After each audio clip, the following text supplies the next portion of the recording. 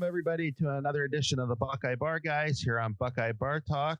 I'm Mike. And I'm John. How you doing tonight, John? Well, Mike, I'm doing all right. We got a Big Ten title game tomorrow. This is the second time in 2 days that we've done this podcast. So yeah, we had a little noise snafu, a little recording issue yesterday. So that recording was kind of trashed.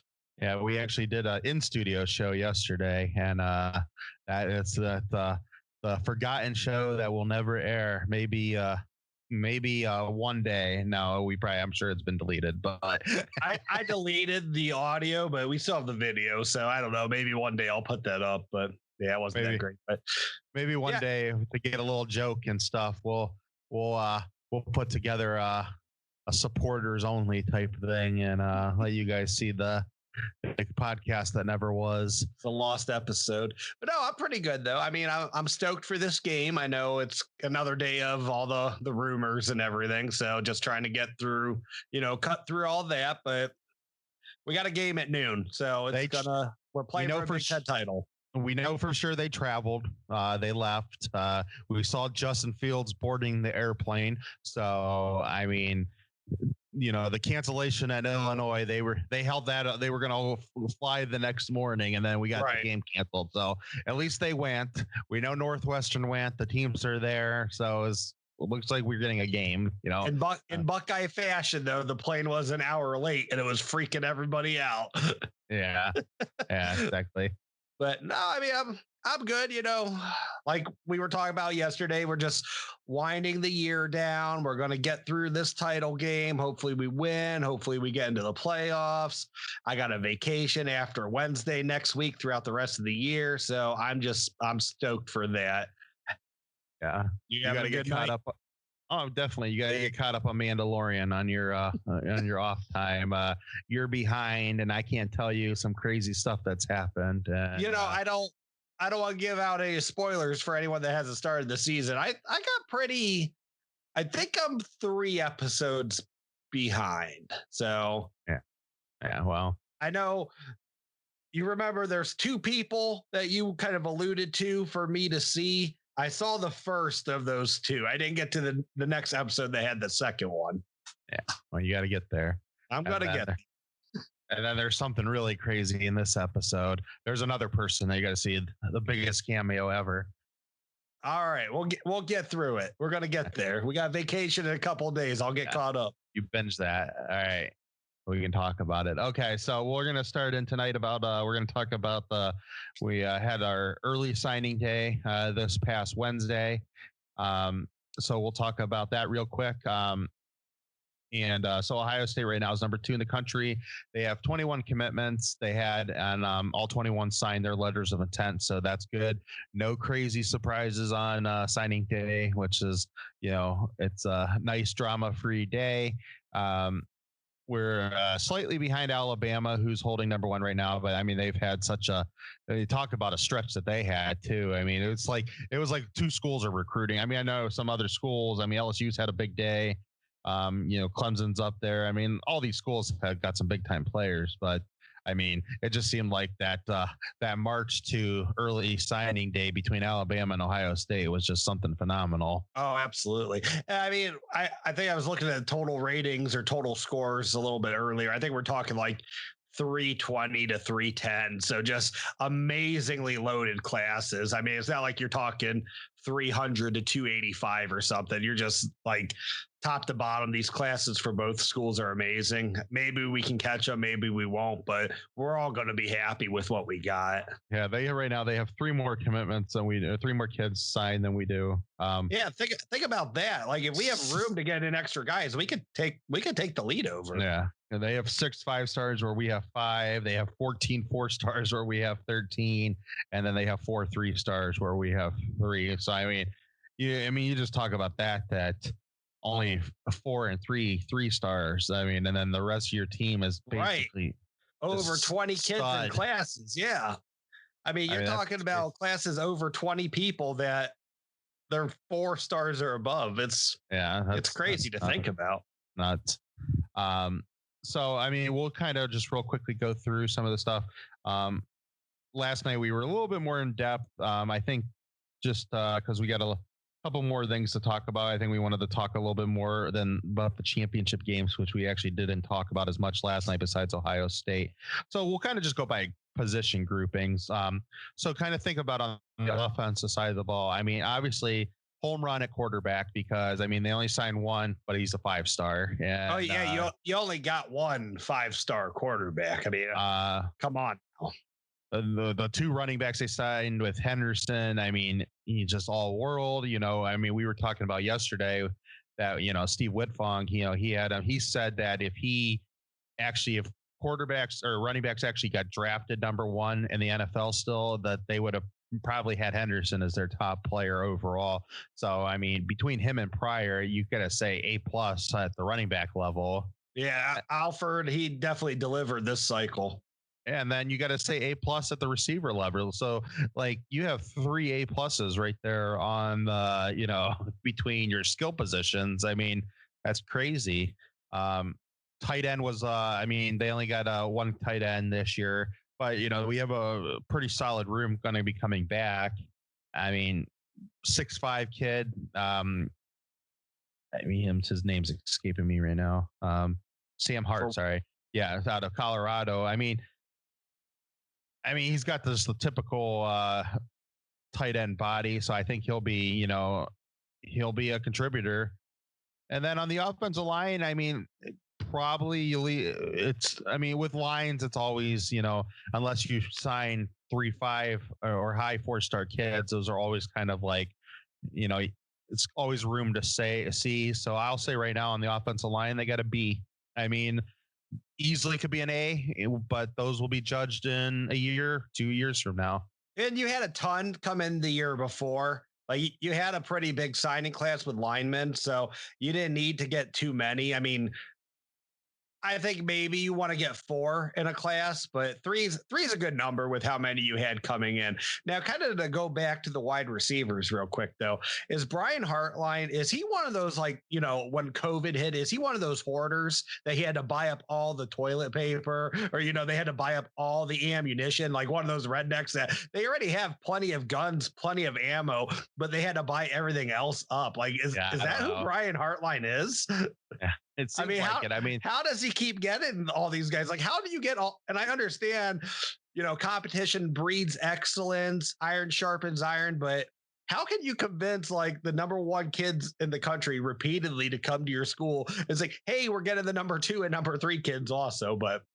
What's crazy? And I was like kind of thinking about it. And, Ohio State's always recruited very well. And, and Urban, Urban was a superstar recruiting, but it's kind of feeling like college football, especially over the last 4 or 5 years, it's kind of becoming that NBA phenomenon where the superstars kind of want to just be with each other. And and it's like really separating these schools. Like these kids are like all like, like Henderson, like there's no, like him and Pryor, this is like no, they've been buddies with each other on Twitter this whole time. It's like there's just no like issue that they're both, I think they play Madden like every day with each other. Yeah, like you guys are going to be competing against each other. I mean, only one running back's going to be on the field at a time.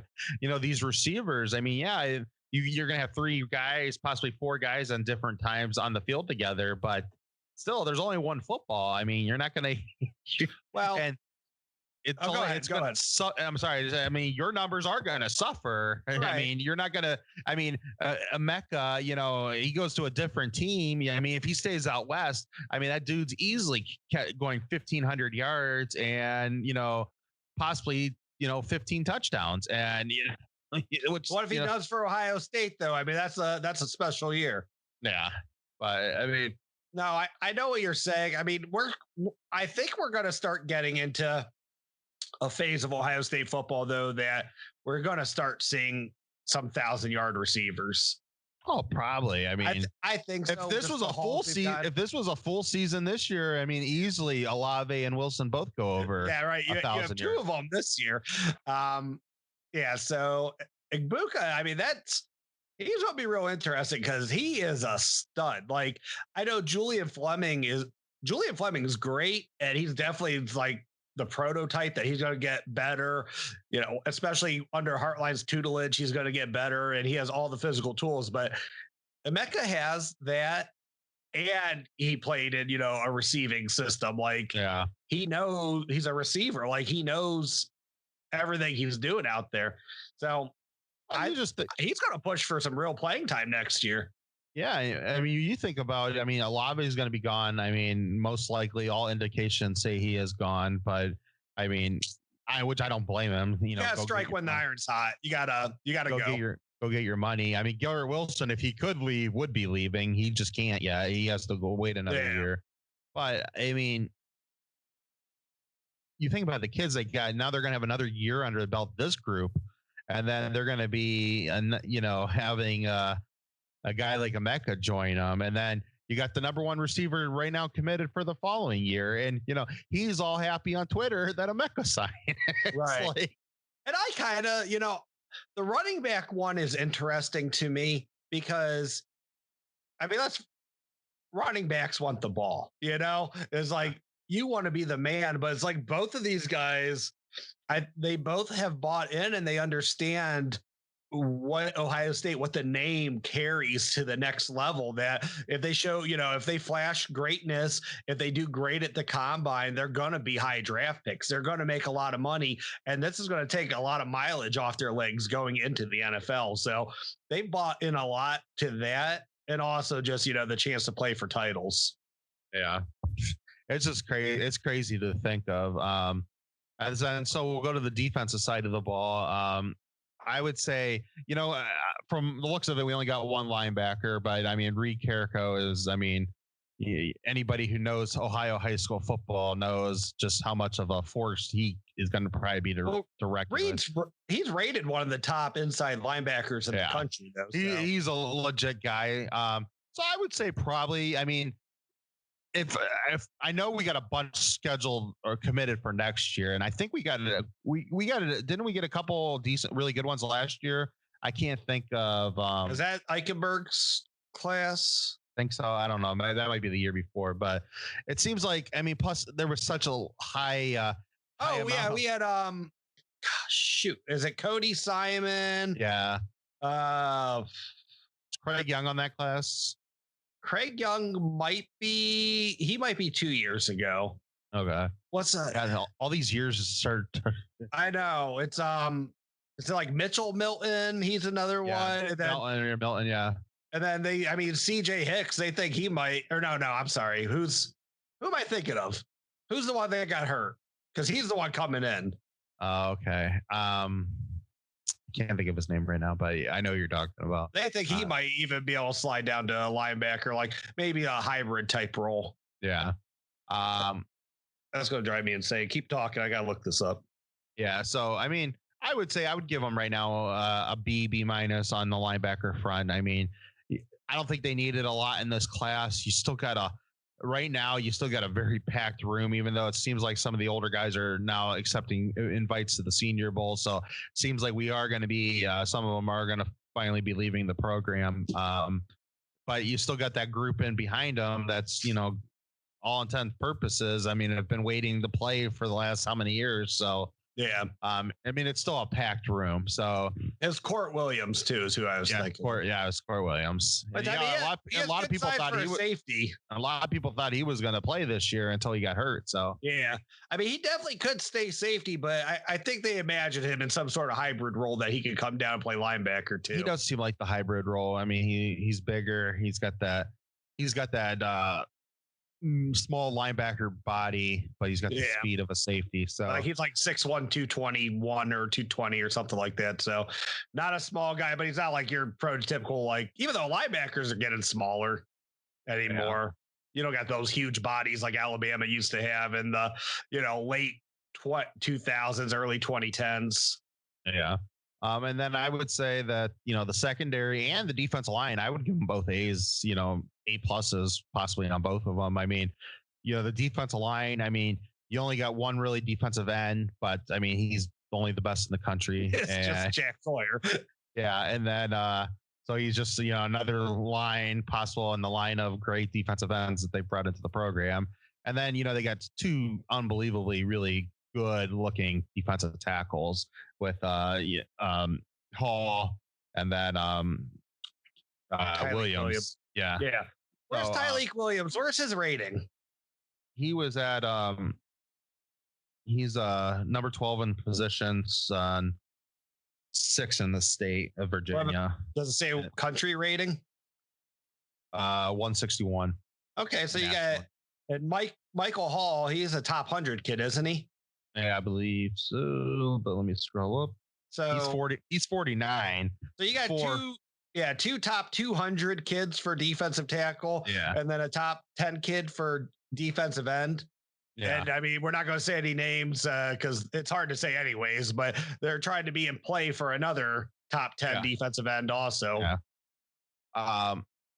And that's the thing about the two defensive tackles is that, I mean, these are they already both are bringing in very prototypical defensive tackle bodies. I mean, Hall's 6'3", 290, the other one's 6'3", 330. I mean, so you got possibly your 3 technique and possibly your nose right there. And, maybe Williams might have to lose a couple pounds, but I mean, maybe not. Who knows? They might decide just to turn it into muscle. Yeah, I mean, I'm sure if he's that big, I'm sure just get it with Mick. He'll lose some weight, but turn it into muscle, be a bruiser. So it's just funny because you think about the size of just their bodies that. I mean, Mick's it's just going to be going right into work to get them football ready. Now, he's not going to have to worry about gaining pounds or losing a bunch of weight. It's just like, okay, you guys are both pretty much right where I want you. And now it's just time to target your weight where it needs to be targeted the best and get you ready to play football. Well, Mick also has an important job of humbling the young men also, the decruitment period. I didn't like that one. They called him that, right? Decruitment. Yeah, or was it Pantoni? It was one of them said it this week, and I like that one. That was it's an important job for Mick. Yeah, but he does it better than anyone else. Yeah, glad he's on our side. And then the secondary. I mean, that was definitely the spot on the field where we had to make the biggest splash with the lack of depth that we had coming back. But I mean. They hit that so hard that, I mean, they're going to have a full room next year. And I mean, and a lot of opportunities for a lot of kids to really possibly play and possibly start. And look, I mean, think about what's coming back too. So one, you're going to have Watts and Cavazos in front of these guys. Do we have any other freshman corners this year? I can't remember. Oh, it's Cam Martinez. They project that he's going to end up being a cornerback, right? So you have those guys coming back. I mean, you got to figure Seven Banks isn't jumping pro this year, but I don't know. He hasn't been tested a lot. Maybe that means he's been doing better than what we think. Yeah. So maybe he does. Cam Brown, he's rehabbing, but you'll get him back. Marcus Williamson already said he's coming back, so he'll have another year to work on it. And then you get all this depth coming in now. So we're finally, building that room back up to where it needs to be. Yeah. So, I mean, all in all, and I know we still have possibly a room for another player or two, got some big names possibly for February. So, I mean, right now, I was extremely happy with the signing day. Ryan Day is continuing to impress at how he's doing recruiting. I mean, it's Urban Meyer was a legend in the recruiting circle. So, I mean, Day is equaling him, better than him, at least on number wise. Now it's getting to the next phase and, making sure that, I mean, Urban put a lot of guys into the NFL too. And so Day needs, he's so far looking really good. He's just now needs to keep on progressing. Well, no drop off with recruiting. We're seeing that right now. In some areas, you're actually getting better. Now, but like you said, you got to do the developing part like Urban did so well. And you got to do the motivating part that Urban did so well. Yeah. So, and we'll see how that goes. Because Ryan Day, you can say what you like about him as a recruiter, that some people think he's even better than Urban. I'm not going to go that far yet. Urban had some great recruiting classes. He needs to have some more. He just needs to consistently keep it up. I mean, if he keeps up these classes where he is top 3, top 4 every year, then and 2 years you're going to say he's better than Urban, because I mean that's even a better consistent range than when you look at the top. I mean, because there's like Urban would have 2-3 way up there, and then he did one like down in the middle of the first top 10, and then get back up there. And then I mean, right now Ryan and his, I mean, the one class, he's just coming in, but he saved that class. Him and Urban saved that class, but the last 2 years, and then what possibly next year is looking at. I mean, that's pretty crazy. So now it's just keep developing them, like you said, and let's make sure you're motivating them to get the most out of them. Yep. So get a couple national titles for the school, and those guys can go get themselves a couple, some millions of dollars afterwards also. Yeah, so, exactly. Very impressive class. Yeah. All right. Where are you most impressed with? I mean, I would say right now it's just what I'm most impressed with, and this has been the last couple years, is what we're bringing in quarterback. I mean, I'm not used to that. It's no. The Trayvon Henderson's, even though I know he's the highest rated running back we've had since Beanie, but you always there's always a Zeke in the class. There's always a J.K. Dobbins. Yeah. I mean, I'm used to having good running backs at Ohio State. They might not all end up being Beanie Wells or Maurice Claret or, whoever that high level 5-star kid. But I mean, Zeke and J.K. Dobbins, I mean, they speak for themselves. I mean, they went down as possibly my 2 favorite backs in Ohio State history. And I've seen a lot of them going all the way back to Eddie. So it's like, I've seen a lot of these backs play, and I love those two. But it's just like, now it's like, so you're used to that. You're used to that, Ohio State's going to get a good running back. I'm not used to quarterback, man. I'm not used to seeing when you look at maybe when, Trussell, when he got Pryor, and, Urban a couple times, maybe on the all-purpose side of it, you just see this athlete that's, this guy's a running back that can play quarterback. And, Braxton. So, I mean, we've seen top-level quarterbacks, but, I mean, this is just different. These are passing first quarterbacks that, and this is the new age of college football. And these are guys that could see a long career as an actual quarterback in the National Football League. Yeah. So that's, okay. I like that. I'm impressed. So I'm not going to go necessarily position. I'm more so like highlights. Trevion Henderson, I'm just going to put him out there. That guy is a man playing against boys in high school. And it really, I mean, I know competition is going to get harder at the next level, but he looks like he's already ready. Like, he is so fast. I mean, no one's in the, it's about 7 to 10 minutes of just touchdown runs. And I don't think he's touched on any of them. Like, his highlight film is just crazy. Yeah. So, sorry if I get distracted. I got the Triple G fight to my right here that peeking over at.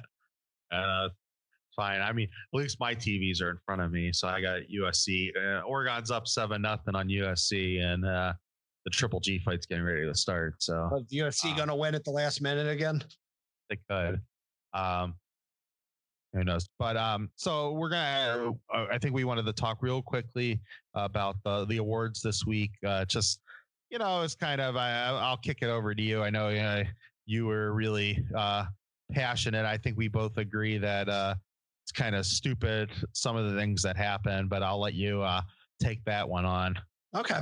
I mean, if you look at the first team as voted by the coaches, it's really not that big of a deal. I mean, you got a good representation of Buckeyes there, even though it's probably still not enough. But, you got a couple linemen in there. Of course, I don't think Nick Petit-Frere's first team on either one, which really makes no sense because that guy's obviously been the best starting offensive tackle in the Big Ten this year.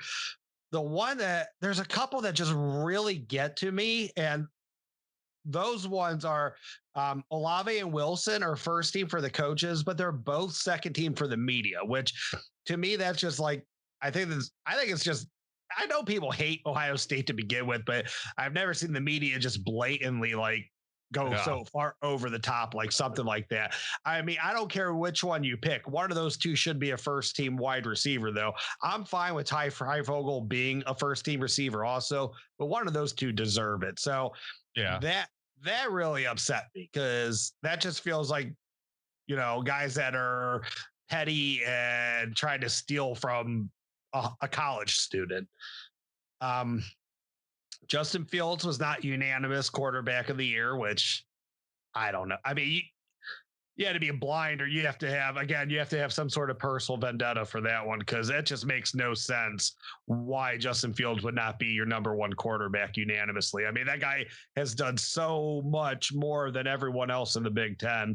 That's just crazy to me. So I'm guessing the votes had to be for Penix, what he did in the second half of that Ohio State game. But honestly, I mean, I don't think anybody. I think if someone would say Justin Fields was the best quarterback in the Big Ten, they're lying to themselves, and they know they are. They're just doing it out of spite. What was another? Oh, Haskell Garrett. He was third team defensive tackle for the coaches. Wasn't even on an all Big Ten team for the media, which he's been, again, not only has he been one of the best defensive tackles in the entire country, but I would say he has to be number one in the Big Ten. If not him, I mean, he's right there with Togiai. Yeah. No, Haskell, I mean, that was actually the one that ticked me off the most. That's really frustrating. I mean, Justin Fields should be the unanimous, starter, but that stuff happens. I mean, people have their favorites. It's the media voting on people. It's an imperfect science because a lot of these guys, they're homegrown media for these programs, and I mean, let's face it, an Indiana reporter that's been covering Indiana for several years. I mean, he's going to have a special feeling in his heart for the players that play for them. And then when you get an actual legit guy like Penix come around, I could see where a vote like that could go for. And the same with on the coach's side of it, that, you're always going to love your guy. And, sometimes it's hard to pull, especially when your team is good.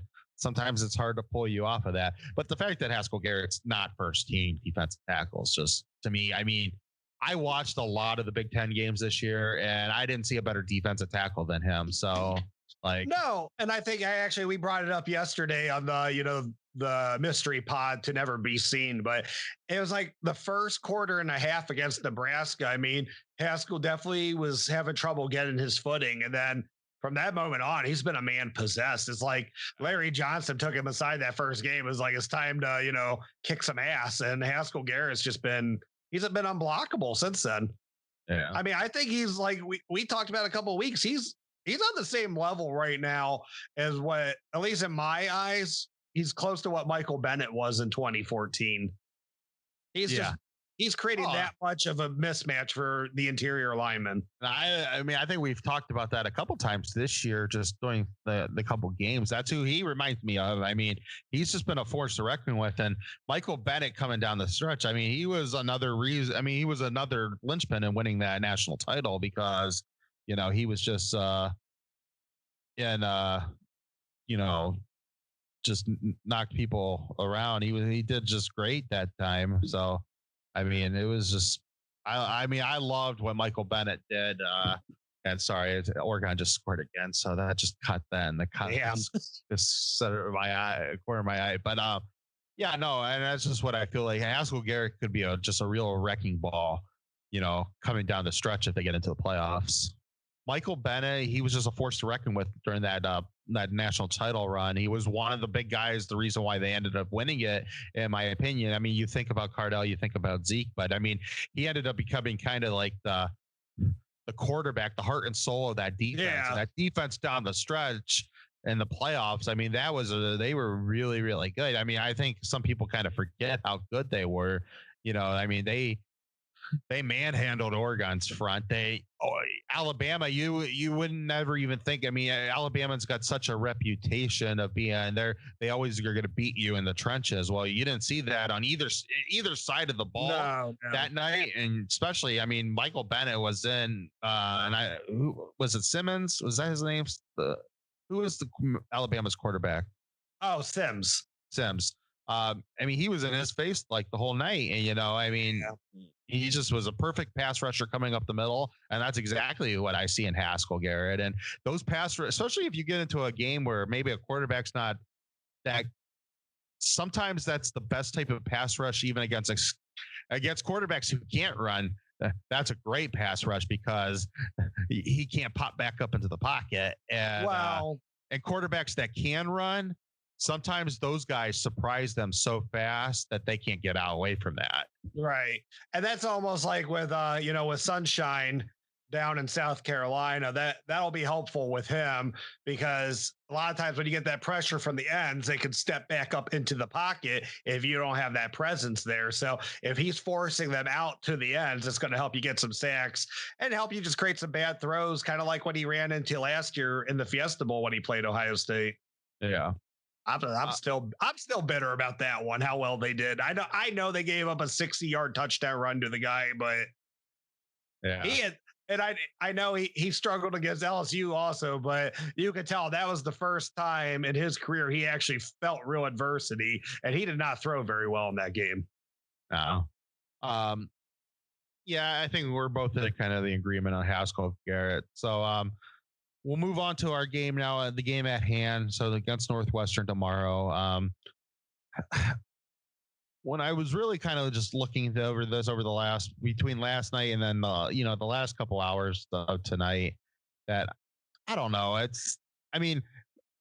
So much right now on Ohio State is what do we have out COVID related? We know Northwestern's a very disciplined team, but they run the ball really well. I don't really see much else on their offense. I know Ramsey's had a good game in the past against Ohio State. But he had more weapons at Indiana.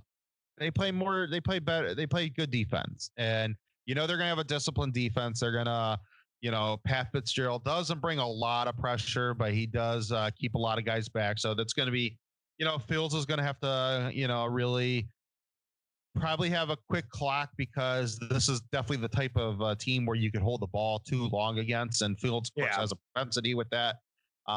So I don't know. I mean, I think Ohio State should win this game pretty easily, but I know we're going to get their best.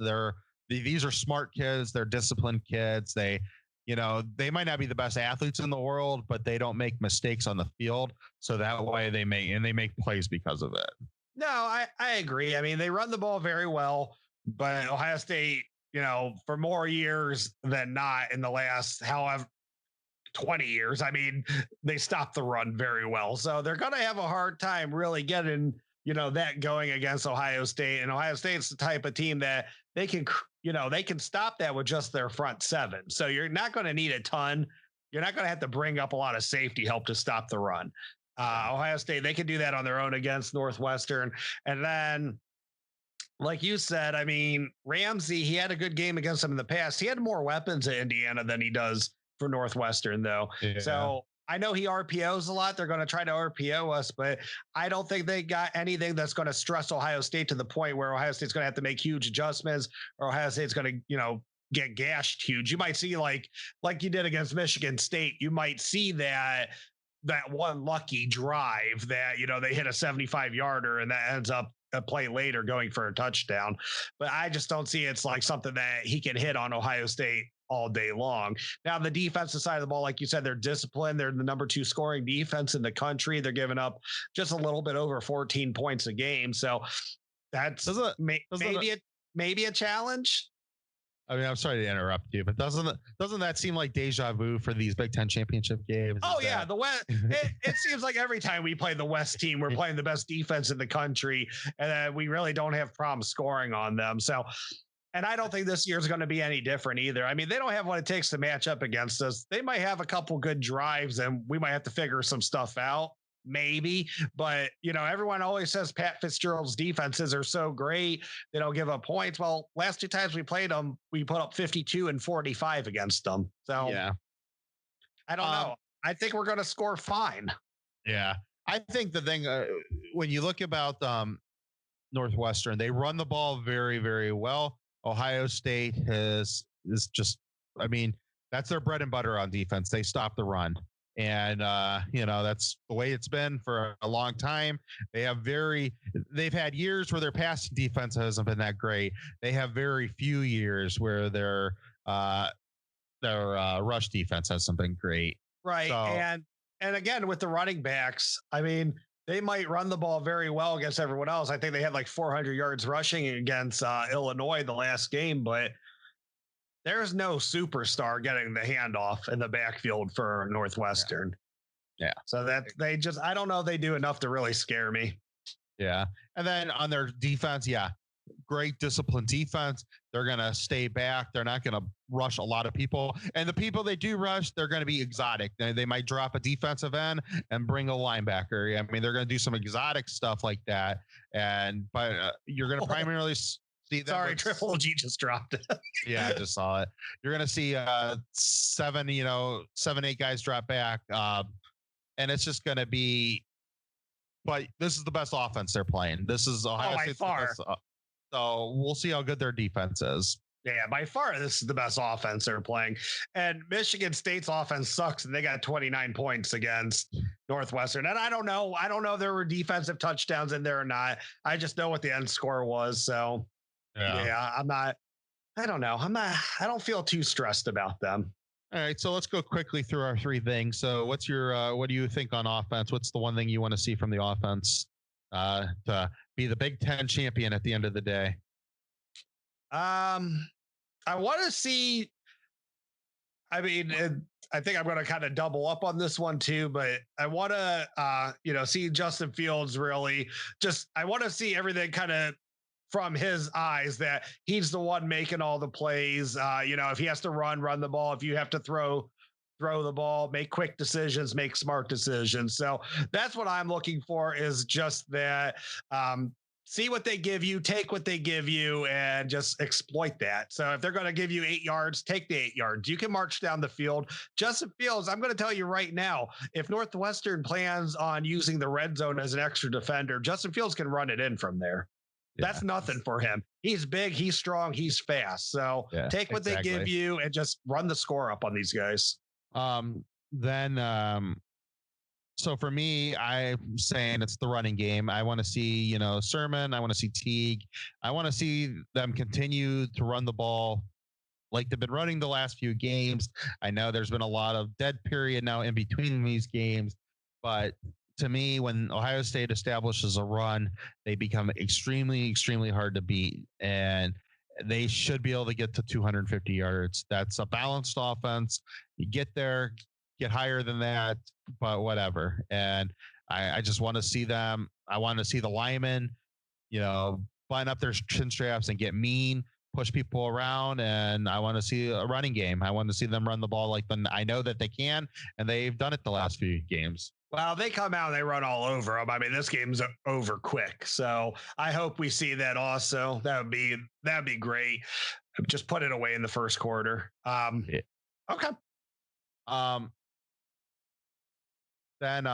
So defensively, what do you think on defense? What's your thing you want to see? So I've already said I don't think they can run on us. I don't think they have what they need on the outside, or Ramsey has the talent to really stress our cornerbacks that much. So what I'm looking for, I want to see the linebackers, safeties, press man coverage, how you react to quick throws, how are you reacting to RPOs, how are you reacting to bubble screens, things like that, because that's what they're going to try to do to death to get you. Northwestern, they're going to try to play their game, but they know they're going to find out real quick, if they don't already know, they're not going to have a ton of success running on Ohio State. So that's where they're going to have to try to get their yards at, try to confuse Ohio State, to really try to get the win. So I just, how are you reacting to that stuff, especially in the middle of the field? Because you're going to see some RPO happen to tight ends probably. Yeah, definitely. For me, it's just the defensive line. Come out, establish yourselves. Ohio State's defense has always been where when the defensive line establishes themselves, they win games. And RPOs, get your hands up in the air, shut down the running game like we know you can shut down the running game. And when you get shots at Ramsey, you take your shots and you put them on the ground. And all right. So what's the one player you would say that you're really looking forward to seeing? Well, I alluded to him earlier. So it's ring season, Mike. You're playing for titles now, so it's got to be your quarterback. So QB1, I'm looking for him. Make smart, quick decisions when throwing the ball. They're going to play in a zone. They're going to drop 7 people. Make them pay for that stuff. If they're dropping all those guys, have a quick internal clock. They drop back, you take what they give you, run on them, make them pay for it, make them make adjustments to that, then hit them deep if you can. But I think he can pick them apart. He's he's a good enough quarterback that he can do that. If they're going to give him that sort of opening, take complete advantage of it. Yeah. And he's a winner, and he's going to win. I'm going with Fields too, just because, I mean, like you said, it is ring season. It's time for QB1 to be QB1. I mean, he's obviously one of the best players in America. He's going to go in top 3 in the draft. And, he just needs to, like you said, he needs to stay out of 3rd and longs. When you play a team that drops a lot of guys, 3rd and longs are not your friend. And, just, if get your yards, even if, they're all going to be facing you. They're not going to have their backs to you, but you know what? If on 2nd down, 2nd and 6, and they're giving you 4 yards, take those 4 yards if you don't have a guy open, and make it 3rd and 2. And Justin Fields, if you're giving Justin Fields 4 yards, he's getting 7. So, and if you're putting yourself in 2nd and 3s, 3rd and 2s, whatever it is, you're keeping the short down and distance. That's Master Teagueville right there. That's a hard guy to tackle when he only needs a yard or 2. Yeah. All right. So we got it was 20 when we did the show last night. It's 18 and a half now, the spot. So I think we both, you still feel comfortable. I think you went 45-10. I went 45-14. Are you still thinking somewhere in that zone for yourself? Because I'm still going to go with my score. Another touchdown, 52-10. All right. I don't know where Northwestern's getting their touchdown, but I feel like they're going to get one. They'll get something fluky. They'll get something. I think they'll get a late score too. I think they'll get something early and then they'll get something late. Yeah. So 52-10. Before I got my 14. All right. So I think last night we talked a little bit about the playoffs. I think we're going to hold that one off tonight until, we got yesterday, we still had 2 days before the game. We're going to be doing a quick show turnaround here on Sunday. So I think we'll save, we're going to do a show regardless whether they're in or not on Sunday. So I think we'll hold off our playoff thoughts until Sunday. But let's just quickly, before we sign off, just go through the games, the championship games. Oregon's up 14-0 right now. So we didn't really get a chance to really kind of look into that. Do you think USC going to come back? Is this going to be a game? Oregon going to blow them out? USC's came back all year. So, they definitely got a chance to do it. I don't know much about the Pac-12. The Pac-12's no good. The Big Ten wasn't very good this year either, but USC has a chance that they can get back in the game, I think, but probably not. I'm going to say Oregon holds on to this one. Yeah, I think Oregon's going to blow them out here tonight. I think they were the favorites to win the conference, and they'll show that they're going to get the honorary fake Pac-12 championship, because they shouldn't even be the one representing the North, but here they are. So what a freaking year, man. Yeah. All right. So we already did the Big Ten. So Big 12 tomorrow. We got Iowa State and Oklahoma. Does Iowa State do it again? Do they knock off Oklahoma? And then, I gotta imagine that if he wins the Big 12 tomorrow, Matt Campbell might not be this year because of just how expensive coaches will be when some of these athletic departments are really hurting for money. But Matt Campbell's got to be on a lot of people's short list, especially if he ends up winning a Big 12 championship tomorrow. Well, might surprise you here, but no. They are not going to beat Oklahoma. And kind of how I feel. They're going to get blitzed by Oklahoma too. Oklahoma has a knack for doing this. They get their vengeance games. Oklahoma is kind of like what Clemson is in those title games for their conference. I think they're just going to take Iowa State behind the woodshed and just kick the shit out of them. It's not going to be close. I don't know. Maybe I'll be surprise, but Oklahoma, as much crap as I've given them over the years, they really have had a great defense these last couple weeks. So yeah, they've been better on defense. If they played this defense early in the season, they'd probably be undefeated and be right. When we be competing with them, they'd be they'd be 4 or we'd be 4. And, yeah, and that would actually be a little bit more nerve wracking because they would be undefeated with more games. Right. Yeah, exactly. So no, I don't. This isn't going to be close. Iowa State, and everyone's like, oh, they're 6. Iowa State's pretenders. They're getting dropped, and they're getting dropped hard tomorrow. Yeah. Next game will be the ACC game. So does Notre Dame do it again against a healthy Clemson team this time? Oh, the line's what? Clemson's 10-point favorites. Yeah, it was something like that. I don't have it up in front of me, but so we're just going just straight up. Who you think's winning? Who wins? I gotta say Clemson. I know everyone's like, does Trevor Lawrence play defense? But I don't know. I mean, the one thing I'm worried to see, or I'm interested to see, though, if Clemson can't run the ball any better than what they did the first time, then no. I mean, if you're only going to get 30-something rushing yards, Notre Dame will beat them worse this time. Well, I mean, even Ohio State proved, and I like Travis Etienne. I think he's a good running back, but he's not that. He's not a prototypical running back. And he against weaker teams, yeah, that dude hits a hole fast and he's gone. But against teams like, I mean, he had passing touchdowns against Ohio State last year. Ohio State shut him down running the ball. And, Notre Dame did the same thing to him. Right. I mean, but Notre Dame didn't 2 years ago. He ran on Notre Dame. He can do it. He doesn't have the frame that you can count on him to do it. Yeah. If he gets the opening at the line of scrimmage, he's fast enough that, yeah, he can do it.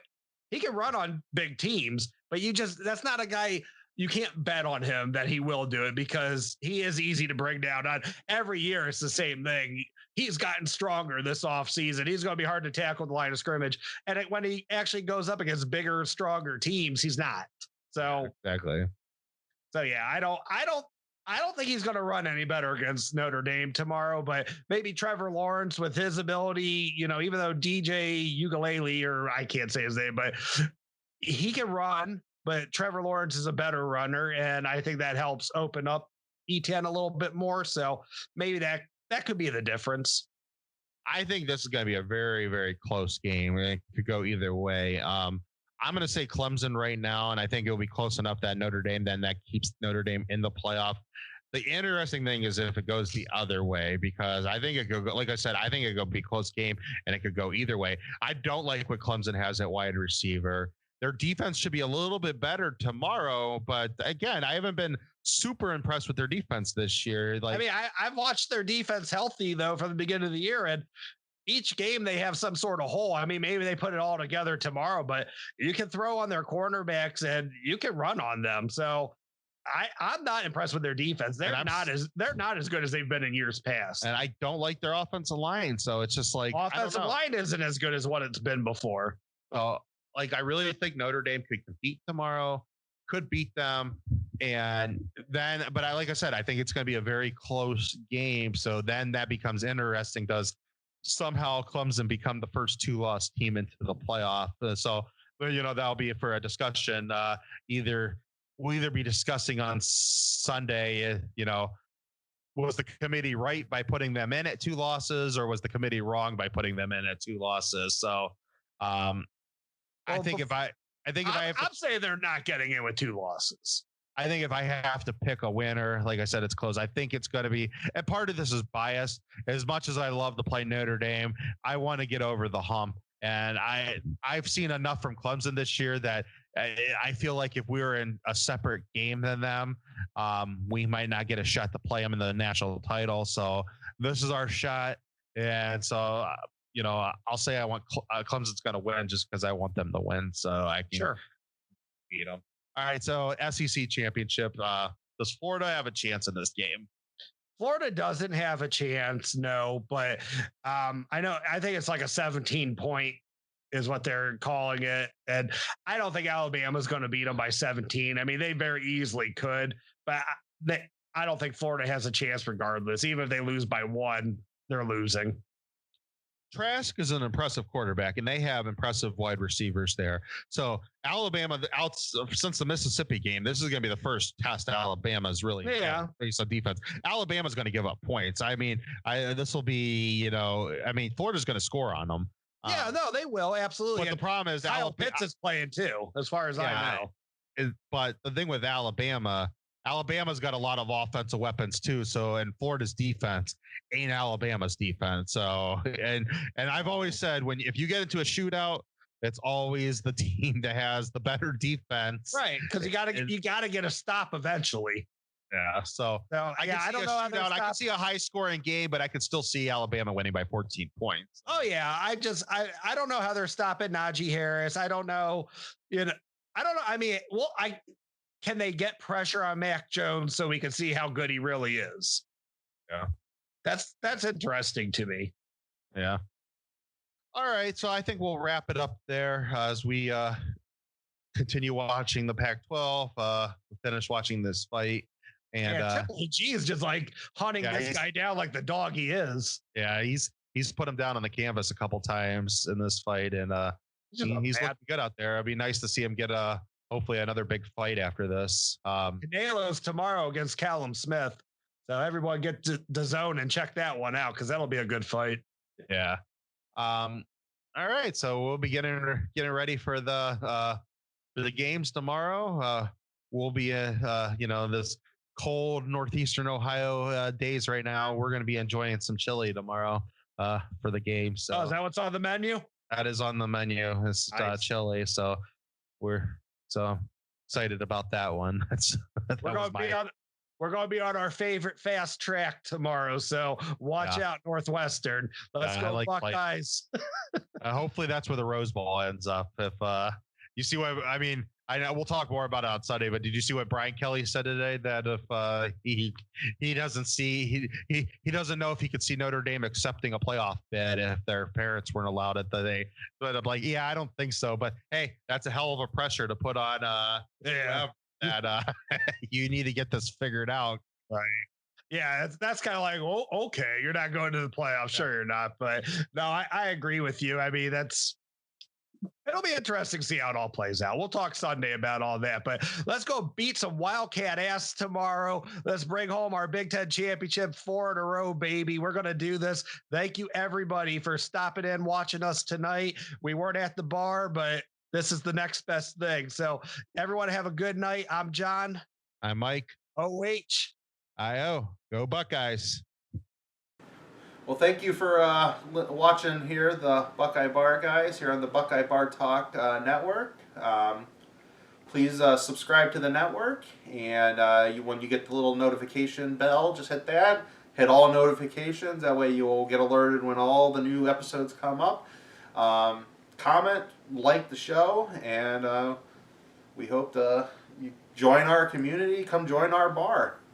Like, comment, share. I'm John. That's Mike. We'll see you guys next time. Thank you.